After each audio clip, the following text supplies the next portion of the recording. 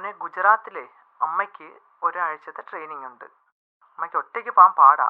നീയും കൂടെ വരുമോ?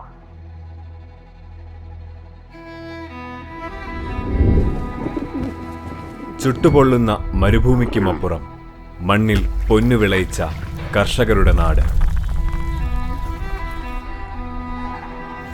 ധവള വിപ്ലവത്തിന്റെ കാഹളങ്ങൾ മുഴക്കിയ നാട്.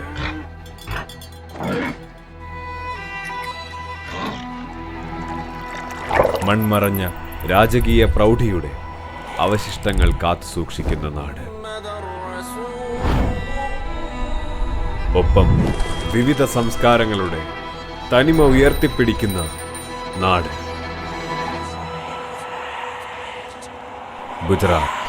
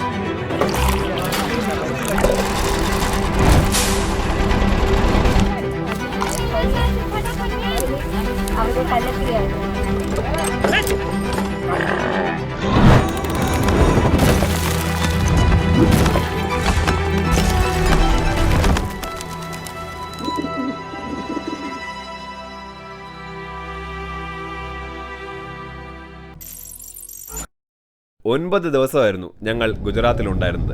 ആനന്ദിലെ നാഷണൽ ഡയറി ഡെവലപ്മെന്റ് ബോർഡിന്റെ ഹോസ്റ്റലിലായിരുന്നു ഞങ്ങൾ സ്റ്റേ ചെയ്തത്.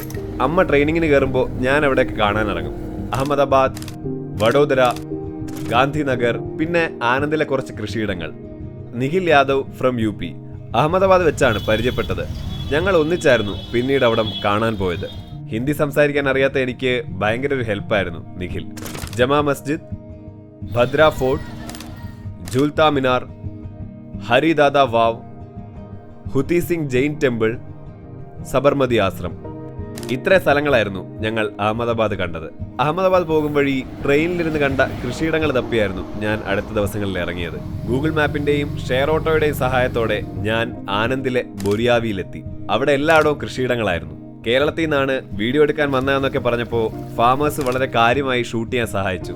അവിടെ വെച്ച് പരിചയപ്പെട്ട ഒരു ഫാം ഓണർ അമൂലിലേക്ക് പാല് കൊടുക്കുന്ന വലിയൊരു ബഫല്ലോ ഫാമും കാണിച്ചു തന്നു.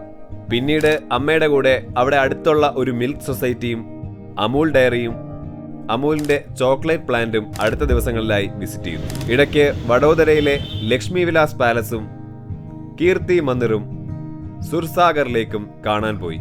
അതുപോലെ തന്നെ ഗാന്ധിനഗറിലുള്ള അക്ഷർധാം ടെമ്പിളിലും പോയി. അവിടെ പക്ഷേ ഫോണും ക്യാമറയൊന്നും അകത്തേക്ക് കയറ്റില്ല. പിന്നീട് ലോകത്തെ ഏറ്റവും ഉയരം കൂടിയ സ്റ്റാച്യു ആയ സ്റ്റാച്യു ഓഫ് യൂണിറ്റി കാണാൻ ഞങ്ങൾ നർമ്മദയിലെ കെവാഡിയയിലേക്ക് പോയി.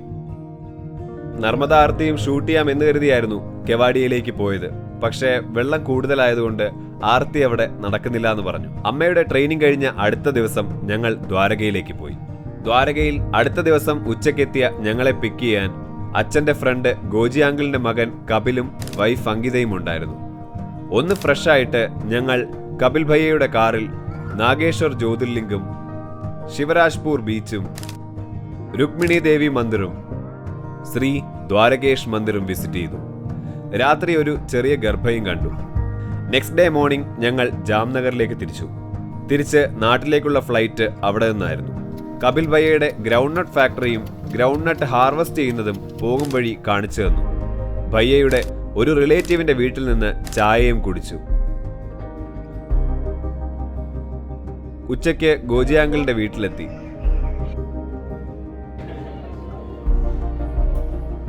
അവിടുന്ന് ലഞ്ച് കഴിച്ച ശേഷം ഞങ്ങൾ എയർപോർട്ടിലേക്ക് പോയി.